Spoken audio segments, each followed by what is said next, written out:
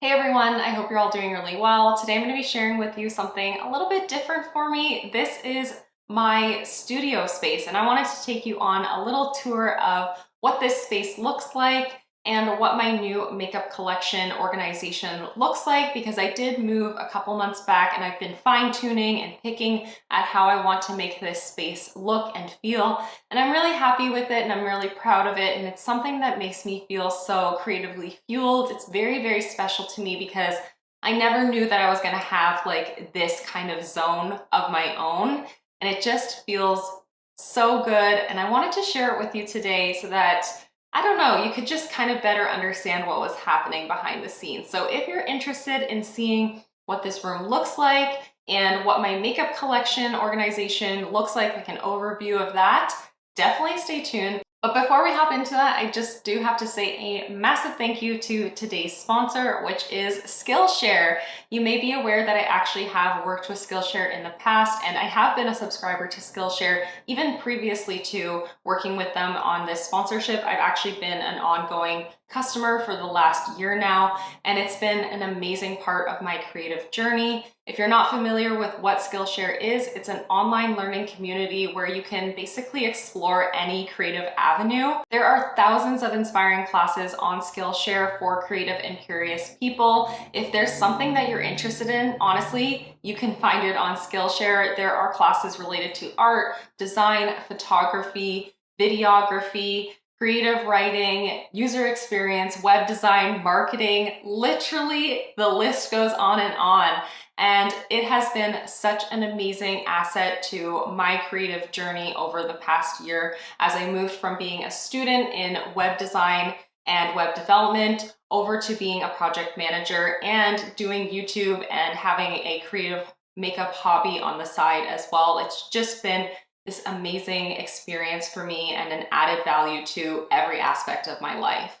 And a class that I've been working on recently is the 14 Days of Illustrated Journaling, which is by Dylan Merzwinski. It is a class that I have found extremely inspiring and exciting because it takes me outside of all of those other realms of creativity that I am engaged in, but it also is beneficial to all of those other avenues as well because it's prompts for illustration rather. So you sit and draw based on a prompt that Dylan gives, as well as watch her draw. She's so cute and so relaxing and really encouraging.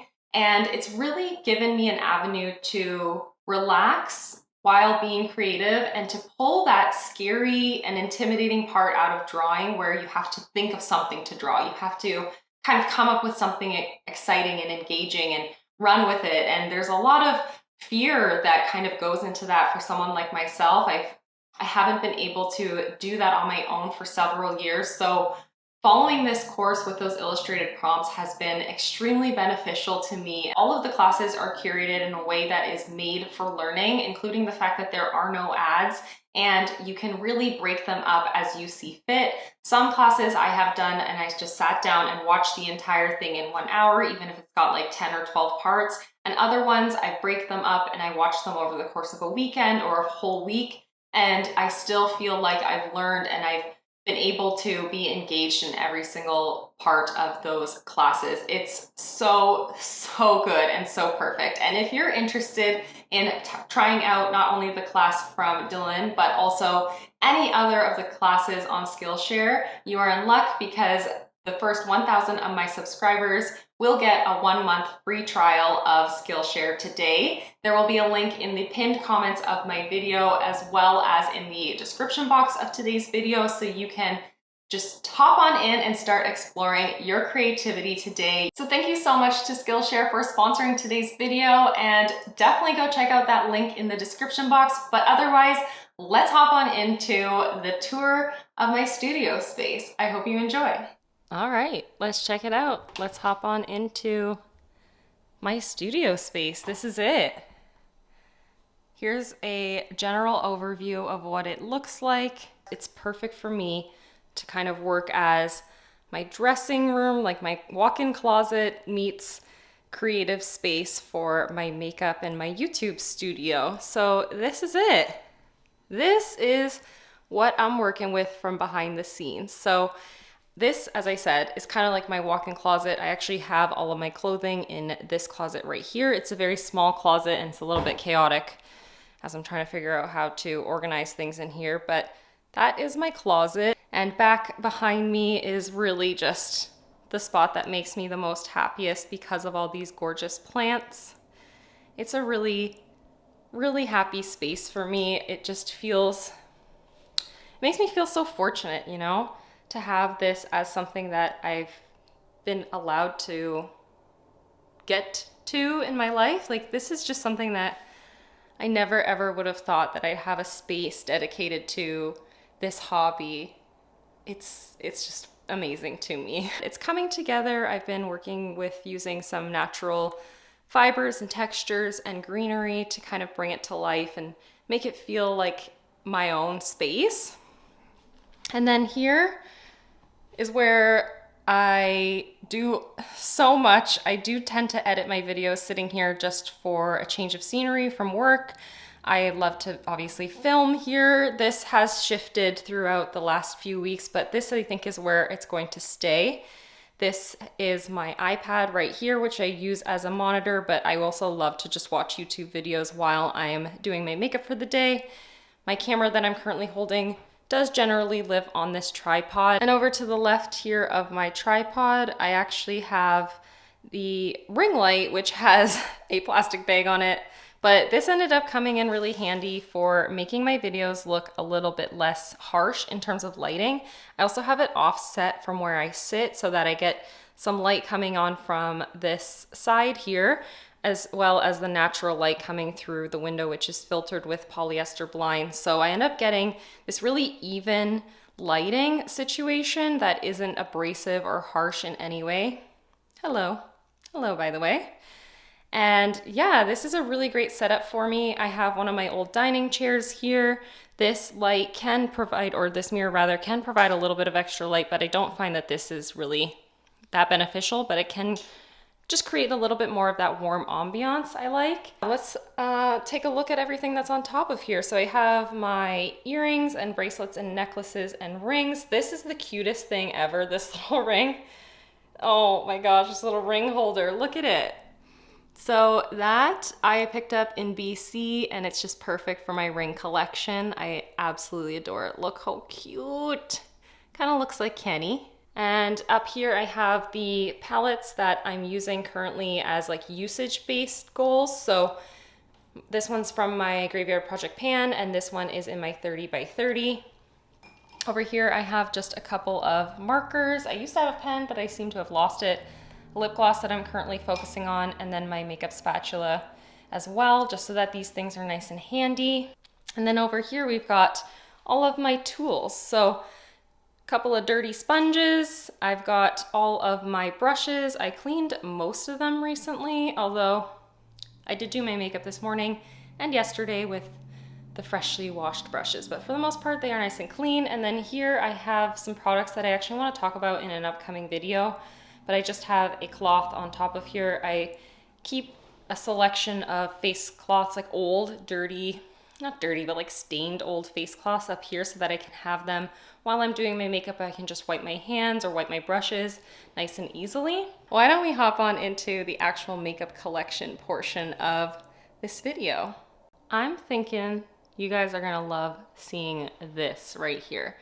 This is all of my current Focus Project pan items and items that I'm trying to use up that maybe aren't in a project pan but are super, super close. Like this Essence Make Me Brow. I feel like I'm pretty close to getting to the point where I can take the stopper out of this, so I figured I would just kind of focus on it. This Urban Decay Optical Illusion Primer, you can see it's basically empty. There's nothing in there now. So although it's not a project pan item, I do want to kind of focus some energy on it. And the rest of these have been in various project pans, so they're current Focus products. So this is the drawer that I go to on an everyday basis, and I kind of just peruse through here to select what I'm going to wear for the day. But then I do have access to my entire makeup collection right over here to my right. I have these three drawers here in the middle with makeup products so that I can always just kind of shift from one side to the other and choose what I think works for me for that day.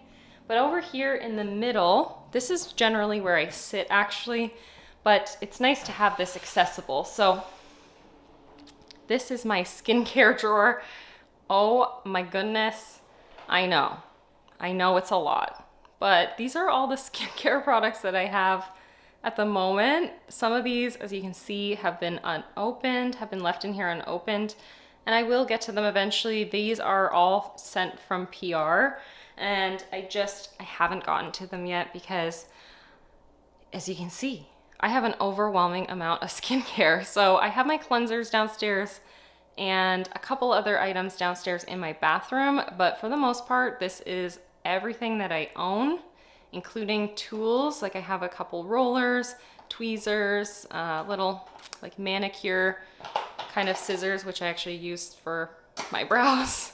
And then I've got a ton of these reusable cotton pads as well, various different ones, sunscreens, everything is in here. And it generally doesn't look this organized, but I did a little tidy last night in preparation for this video. So yeah, this is a lot, but it is nice to have it all just here and accessible easily. Even my face masks are in here in case I feel compelled to reach for one day after I hop out of the shower or whatever. I can just throw one of those on easily sitting here, because I even have some brushes for applying masks as well. But let's get real. I know most of you are here because you want to see the actual makeup collection and storage.